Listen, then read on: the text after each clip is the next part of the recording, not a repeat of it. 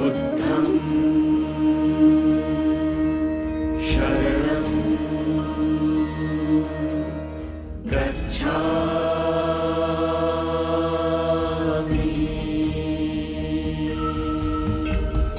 धम्मं शरणं गच्छामि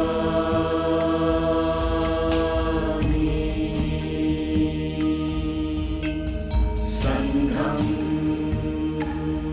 शरणं भगवान बुद्ध के उपदेशों ने संपूर्ण विश्व को उनका अनुयायी बना दिया। विश्व शांति की कामना के लिए इतने विशाल आयोजन को देखकर हृदय में केवल एक ही बात गूंजती है, बुद्धं शरणं गच्छामि धम्मं शरणं गच्छामि। नमस्कार, मैं आप सभी का दोस्त निशांत कुमार स्वागत करता हूं आप सभी का।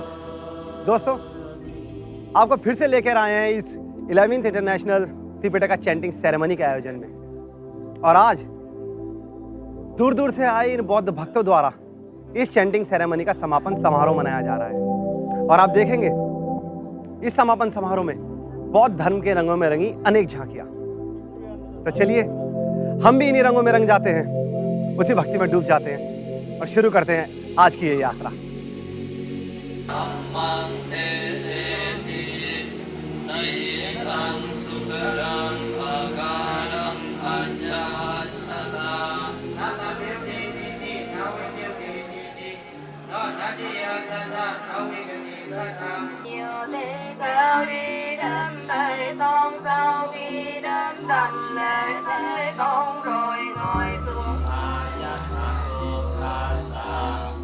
शुद्ध पिटक और विनय पिटक को मिला के त्रिपिटक बौद्ध धर्म की ग्रंथ है।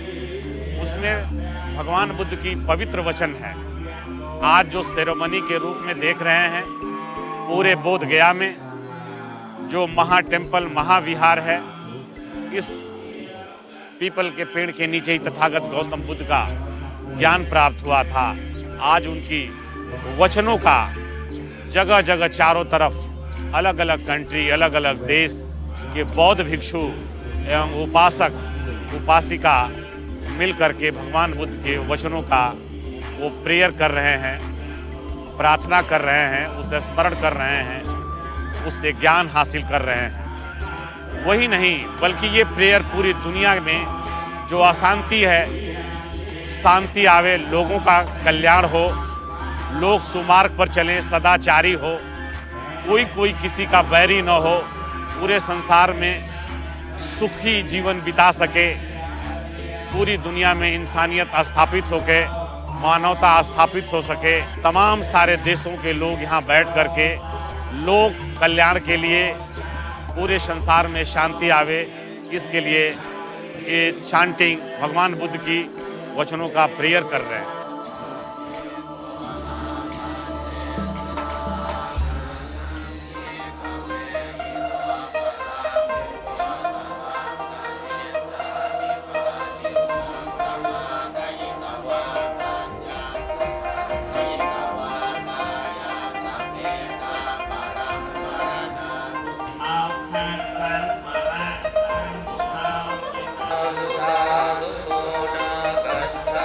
किसी भी आयोजन में उसके समापन समारोह का अपना विशेष महत्व होता है और बोध गया में आयोजित इस त्रिपिटका चैंटिंग सेरेमनी का समापन भी एक विशेष परंपरा को निभाकर पूरा किया जाएगा।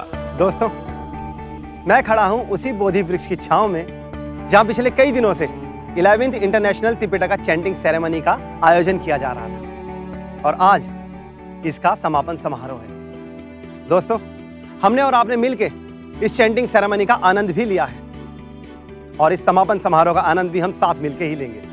अब से कुछ ही समय बाद यहीं इस प्रांगण में ही उसकी शुरुआत होने वाली है, तो बने रहिए हमारे साथ और आनंद लीजिए।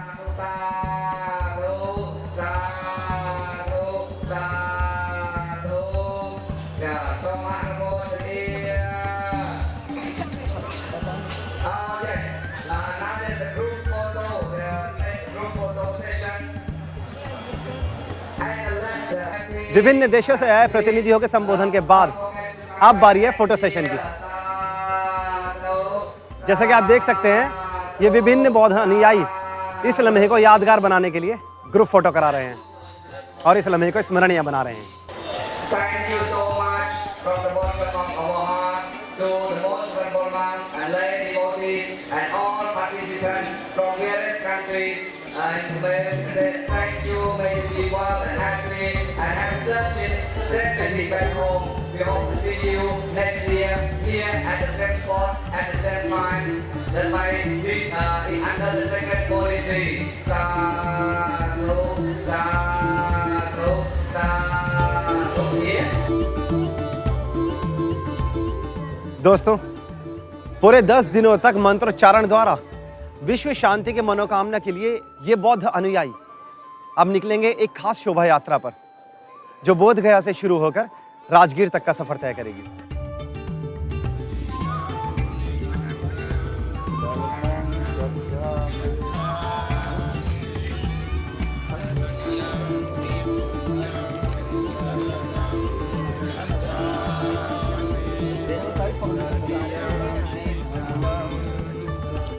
ये स्थान है जेठियन गांव। भगवान बुद्ध ने बोधित्व प्राप्ति के बाद के 7 सप्ताह महाबोधि क्षेत्र में ध्यान मनन करते हुए बिताए।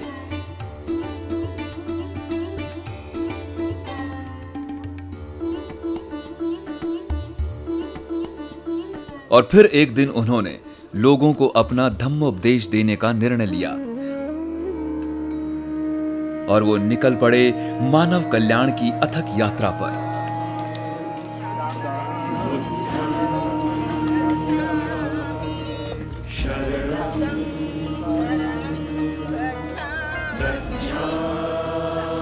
इस धम्म यात्रा का पहला पड़ाव बना जेठियन। यहीं भगवान ने सर्वप्रथम भिक्षा ग्रहण की और फिर सारनाथ की ओर प्रस्थान किया। भगवान की उसी धम्म यात्रा के स्मरण में आज ये बौद्ध भिक्षु और उपासक एक शोभा यात्रा पर निकलेंगे, जिसकी शुरुआत होगी जेठियन से।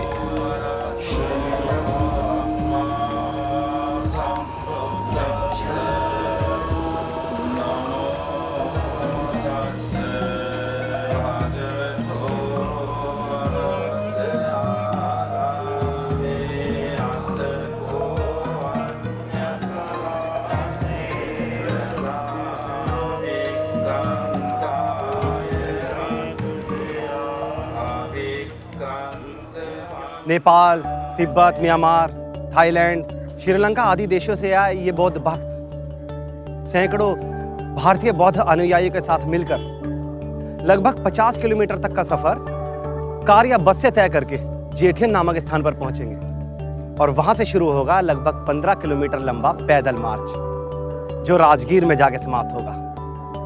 तो चलिए दोस्तों, इस शानदार शोभा यात्रा का हम भी हिस्सा बने और डूब जाएं भगवान बुद्ध की इस ज्ञान में भक्ति रस में। जेठियन से आरंभ होकर सारनाथ तक जाने वाले इस मार्ग का बौद्ध अनुयायियों के लिए विशेष महत्व है।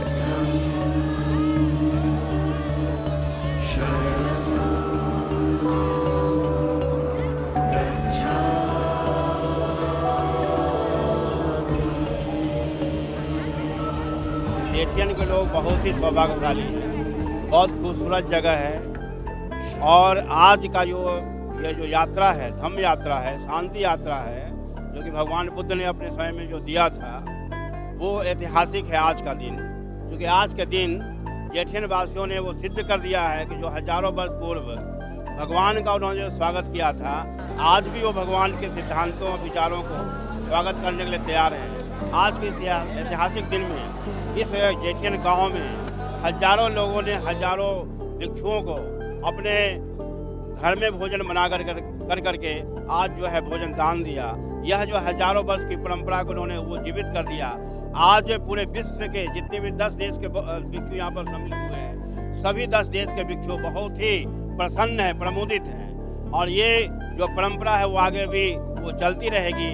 आज का जो धम्म यात्रा यहाँ से प्रारंभ होता है, तीन के लाइन में चलेगा और उसी गति में चलेगा जिस गति से भगवान बुद्ध स्वाभाविक गति से अपने गंतव्य ओर की ओर चलते थे और रास्ते में जो मिलता था उनको धम्म का उपदेश वो देते थे। अपने सिद्धांत का उपदेश देने का निर्णय करने के बाद तथागत ने अपने मन में प्रश्न किया, मैं सर्वप्रथम किसे धम्मोपदेश दूं? तब उन्हें अपने उन 5 साथियों का ध्यान आया जो तपश्चर्या करते समय निरंजना नदी के तट पर उनके साथ थे। और जब भगवान को मालूम हुआ कि वे 5 साधक सारनाथ के इसी पतन मृगदाव में रह रहे हैं, तो बुद्ध इसी मार्ग से उनकी खोज में निकल पड़े।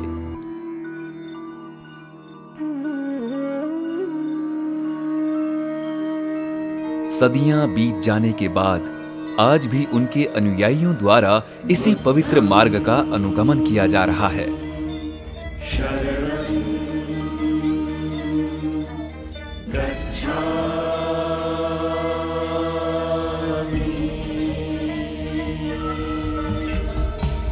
दोस्तों, आप देख सकते हैं बौद्ध भक्त निकल चुके हैं राजगीर की ओर।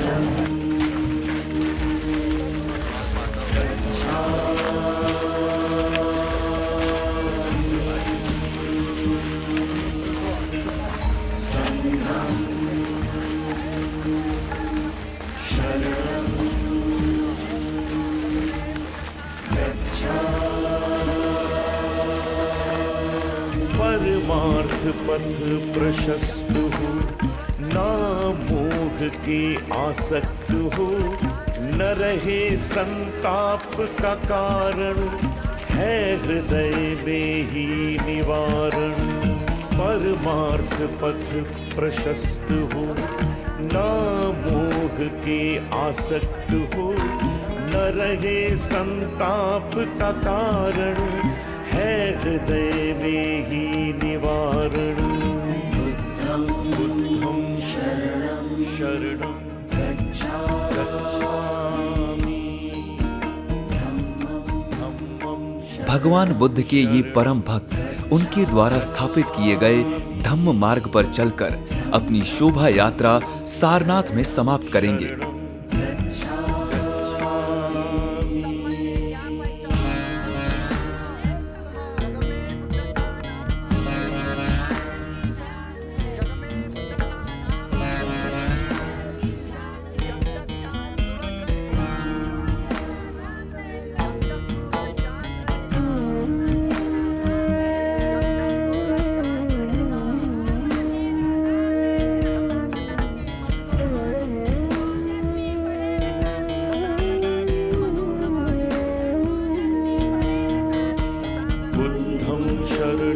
गच्छामि, धम्मं शरणं गच्छामि, संघं शरणं गच्छामि, बुद्धं शरणं गच्छामि,